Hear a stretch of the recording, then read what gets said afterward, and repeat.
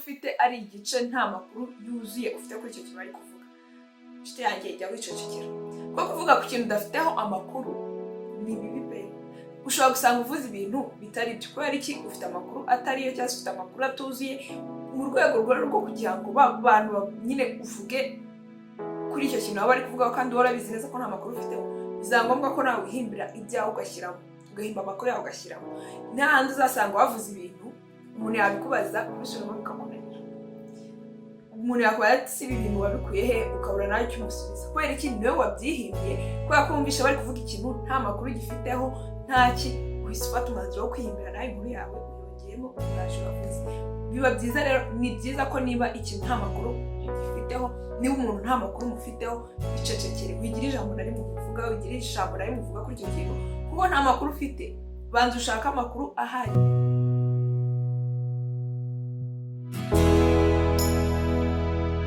Hello friends and family, welcome again, welcome to my YouTube channel.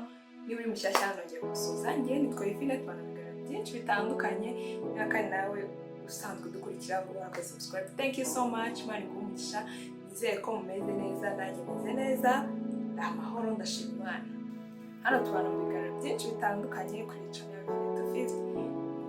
Tugiye kubana rero mu kiganiro uyu munsi nkuko bisanzwe tugiye kuvuga utundi, tugiye kuganira turebere hamwe ese n'iryari ubukwiye guceceka, ya situation uzageramo bikaba ngombwa guceceka, bikaba ngombwa ko utagira ijambo na rimwe uvuga, uceceka ugatuza kugira ngo ubanze umenye ngo ese, kuko hari igihe wisanga muri iyo situation iyo uvuze biba bibi kurushaho, ko byavuga ngo akarenza umunwa akarushya hamagara. Rero hari situation ugeramo bikaba ngombwa guceceka ugatuza kugira ngo ubanze umenye ngo ikintu ngiye kuvuga koko ni icyanya se ngiye kukivugira ahanya aho igihe cyo kukivuga ni iki. Nibyo rero tugiye kuganira kuri situation esheshatu, n'ubu uri muri iyo situation, n'uri muri situation imwe muri izo esheshatu tugiye kukubwira ikintu cyiza ukwiriye gukora ni uguceceka. Guceceka ntugire ikintu na kimwe uvuga, ntugire ijambo na rimwe urenzaho. Situation ya mbere rero uzaba urimo bikaba ngombwa guceceka ugatuza, ntugire ijambo na rimwe uvuga. Bikaba byiza ko waceceka ukanza ugatuzamo gakeya kugira ngo mbere yo kugira ikintu uvuga. Situation ya mbere ni igihe uzaba ubabaye cyangwa se igihe uzaba warakaye, igihe uzaba ufite umujinya. Muri icyo gihe bizaba ibyiza nuko waceceka, kuko buriya akenshi iyo dufite umujinya cyangwa se umuntu afite umujinya hari amagambo aremereye ukoresha, hari ibintu uvuga nyine nawe ubwawe ku buryo iyo umujinya ushize wicara ukabitekereza ngo ese bivugaga ntekereza. Nyine hari amagambo ukoresha, hari imvugo ukoresha, cyangwa se hari ikintu uvuga, umujinya washira, uburakari bwashira, ugatangira kwicuza impamvu wakivuze. Ni byiza rero ko nimba urakaye ufite umujinya, wumva warakaye muri wowe, wumva ufite umujinya, ni byiza ko waceceka. Ni byiza ko wakicecekera ukanza ugatuza, umujinya ukabanza ukawukontorora, ukabanza ugashisha umujinya, ukabona kugira ikintu uvuga. Kuko nuvuga ikintu ubabaye ukavuga ikintu urakaye ufite umujinya, buriya wajya avuga ngo ntugajye ufata icyemezo urakaye cyangwa se ubabaye, kuko icyemezo ufashe ubabaye cyangwa urakaye, akenshi iyo umujinya ushize bwa burakari bwose wari ufite bushize, usanga icyo cyemezo wafashe utangiye kuvuga ngo ibintu nakoze ngo nabutse, kubera iki nahubutse nakora, kubera iki nahubutse nkavuga. Rero biba byiza nimba ubabaye uceceka ugatuza, ntugire ijambo na rimwe uvuga, ukanza ukareka umujinya ugashira, ukagushiramo neza, ukabona kuvuga umujinya washize. Situation ya kabiri rero tudatinze, situation ya kabiri uzageramo bikaba ngombwa guceceka. Guceceka bikakubera ikintu cyiza uzaba ukoze mu buzima bwawe. Mu gihe uzaba uri kuvuga ibintu cyangwa se mu gihe uzaba uri ahantu bari kuvuga nk'ikintu, ariko icyo kintu bari kuvugaho akaba nta makuru ahagije ugifiteho, ukaba amakuru ufite ari igice nta makuru yuzuye ufite kuri icyo kintu bari kuvuga, inshuti yanjye jya wicecekera. Kuko kuvuga ku kintu udafiteho amakuru ni bibi pe. Ushobora gusanga uvuze ibintu bitari byo kubera iki ufite amakuru atariyo cyangwa se ufite amakuru atuzuye, mu rwego rwo kugira ngo bantu nyine uvuge kuri icyo kintu baba bari kuvugaho kandi warabizi neza ko nta makuru ufiteho. Bizaba ngombwa ko nawe wihimbira ibyawe ugashyiramo, ugahimba amakuru yawe ugashyiramo. N'ahandi uzasanga wavuze ibintu umuntu yabikubaza kubisubiramo bikamunanira. Umuntu yakubaza ati si ibi bintu wabikuye he, ukabura nawe icyo umusubiza kubera iki niwe wabyihimbiye, kubera ko wumvisha bari kuvuga ikintu nta makuru gifiteho ntaki, uhise ufata umwanzuro wo kwihimbira nawe inkuru yawe ugiyemo uraje uravuze. Biba byiza rero, ni byiza ko niba ikintu nta makuru umufiteho, niba umuntu nta makuru umufiteho, icecekere, wigira ijambo na rimwe uvuga, wigira ijambo na rimwe uvuga kuri icyo kintu, kuko nta makuru ufite.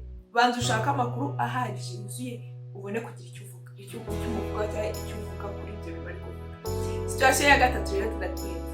Situation ya gatatu uzageramo ugaceceka, guceceka bikakubera ikintu cyiza mu buzima bwawe uzabukoze, bikakubera ugatuza ukicecekera kuvuga ati aha hantu ndawudoze. Ni mu gihe noneho hari undi muntu kuvuga, mu gihe muri kumwe n'abantu runaka wenda mu masozi cyangwa se ikindi kintu bicaye kuganira, umuntu ari kuvuga, ntabwo ari byiza ko nawe tutangira kumuvugiraho. Icecekere. Nubwo waba ufite ikintu ushaka kuvuga ku bintu abaganirije cyangwa se hari idea ushaka gutambutsa, rindira abanza asoze kuvuga. No mu muco nyarwanda ni bibi pe, kugaragaza nyine nk'aho nta kinyabupfura ufite, nk'aho uri umuntu utararezwe, nk'aho iwanyu nyine hahandi uzasanga bakubaza ngo ese iwanyu n'abakuru bahaba. Ntabwo baba bashatse kuvuga ko umuntu mukuru ari we udakwiye kuvugiramo, ahubwo ni uko nyine ari ko umugani uvuga cyangwa se ariko abantu benshi babikora kugira ngo bakwereke ko niba koko iwanyu habura abakuru bakaba barakwigishije ko kuvugira mu muntu atari byiza. Ntabwo ari byiza ko umuntu ari kuvuga ngo nawe tuza umuvugire mu muntu. Tuza abanza aragize kuvuga ibyo avuga, nawe igitekerezo cyawe gitambutse, nawe icyo bashaka kuvuga ukivuge. Ariko nujya kumuvugira ngo bizatuma nawe ari aho rwose bazahita babona wowe umuvugiye, niyo bazabona nk'indisipurine, nk'umuntu utagira ikinyabupfura, nk'umuntu uri aho nyine udafite umuco. Hanyuma kandi bizanatuma igitekerezo utanze ntabwo bazacyumva, ibyo uvuga ntibazabyitaho, kandi nawe uri kuvuga n'uwo ngo wavugaga uramuvangiye kuko ibyo yavugaga nta muri bukomeze kubyumva. Rero biba byiza iyo uretse akabanza akavuga, rero nawe ukaza gukurikiraho ukavuga ibyo bashaka kuvuga. Tudatinze rero uyu munsi ntabwo dukunda cyane. Situation ya kane rero uzageramo ugomba guceceka, byaba bikoroheye byaba bitakoroheye, aho hantu ujye wihangana uceceke. Ni muri cyake uzaba uri ahantu hacecetse, muri situation nyine yo guceceka, mu kanya ko guceceka. Tuvuge mwagiye ahantu runaka, hagezeho akanya baravuze twese dutuze, wenda n'urugero dutuze dufate umunota umwe wo kwibuka cyangwa se wo kugira gute, ceceka. Kuko icyo gihe nuvuga umuntu wese uri aho ngaho azahita atangira kubona nkaho utari seriye mu mutwe. Ntabwo niba abantu bose bari aho bacecetse ugatangira kuvuga, bihita bikugaragaza nyine nkaho uri umuntu utari seriye, nk'umuntu ufite akabazo nyine utagendana n'abandi mu murongo barimo. Bizagaragara ko nyine uzaba ubangamiye n'abantu muri kumwe, nawe ubwawe kandi uzahita ubibona ko uteje akavuyo aho hantu.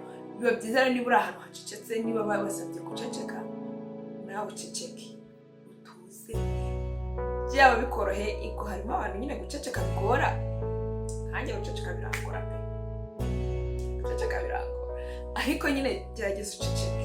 Niba bose ngo uceceke nawe uceceka, bitangira gushaka nyine kujya uvuga nubwo waba uri kuvuga gakeya, turiya nyine ugenda wongorera, ntabwo tuba ari twiza. Ceceka, ntabwo ako kanya ntabwo kaba kari butinde, niba ni kanya ko guceceka nikarangira kuvuga, ariko uri kuvuga mu gihe abantu bose bari aho, niba bose guceceka nawe uceceka. Situation ya gatanu uzajya muri kangombwa guceceka bikakubera igisubizo cyiza.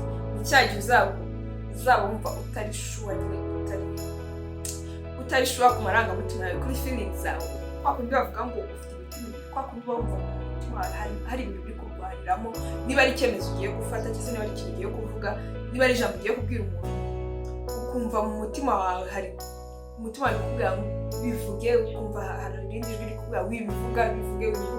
Icyo gihe ceceka, ubanza utuze, ufata akanya utuje, utekereze kuri ibyo bintu ugiye kuvuga, urebe umuntu ugiye kubibwira, utekereze nyine icyo ari cyo cyose, ingaruka iyo ari yose byakugeraho ugiye kuvuga icyo kintu, naho ugiye kukivugira ubone kukivuga. Kuko buriya niba mu mutima wawe harimo intambara, uri kumva wabivuga, undi ukumva ntiwabivuga, banza utuze, utekereze neza, uvuga ati se ibi bintu ko ndi kumva nabivuga, undi mwana wumva sinabivuga, ese niyihe mpamvu iri gutuma imitima imbana myinshi muri njyewe?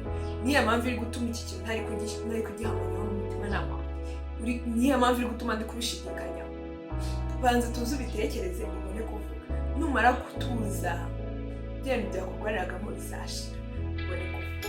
Ntabwo ari byiza kuhita uvuga mu kanya ugifite ibintu kiri kukurwaniramo, ukifite ibintu biri kukubwira bivuge, wivuga, no, ntabwo ari byiza. Tuza, ubanza utuze, ubundi ubone kugira ikivuga. Situation ya gatandatu rero ari nayo ya nyuma, ni cyagiye uzaba uri pressure, ikintu bari kukubaza ibintu kuri pressure biri ngombwa kwisubiza ufite hari pressure ikuri. Ntabwo ari byiza gusubiza ikintu kubera pressure ikuri, ko akenshi ujya gusubiza ikintu kubera pressure ikuriho ushobora no kubeshya bitewe na pressure, ukavuga cyangwa ugahita usubiza ibintu bikuje mu mutwe ako kanya utabitekerejeho, nyuma wabitekerezaho ugasanga ibyo ntabwo wakabaye wabivuze, cyangwa ugasanga wabeshye, cyangwa ugasanga hari ibindi bintu wavuze bitagakwiriye kuvugwa kubera iki, kubera ya pressure yari ikuri.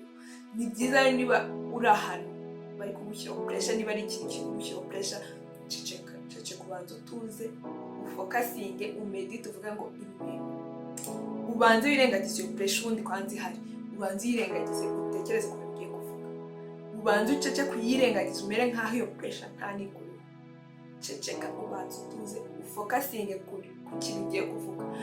Numara gufokasinga ku kintu ugiye kuvuga, iyo pressure ukayirengagiza, aba ari kuzabona kugira ijambo uvuga. Mwakoze rero kugukurikira, kambaye akandi kanyuma.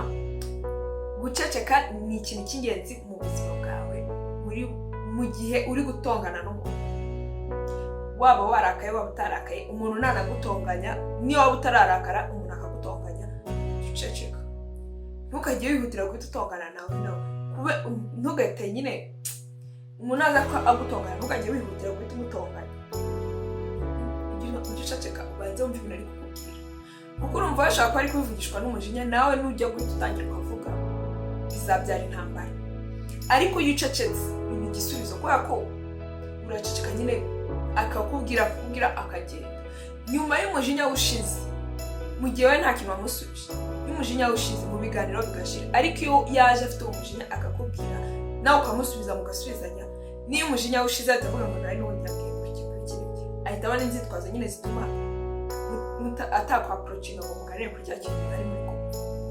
Bitangira ahubwo bihita bitangira intonganya, ugasanga murarwanya, ugasanga havuyemo ibindi bibazo. Ni byiza ko rero niba umuntu aje agutonganya, ceceka utuze, ureka avuge. Namara kuvuga, niwumva biri buze gutuma nawe uvuga, ahubwo ujye umureka wigende, asigare yitotomba aho ngaho.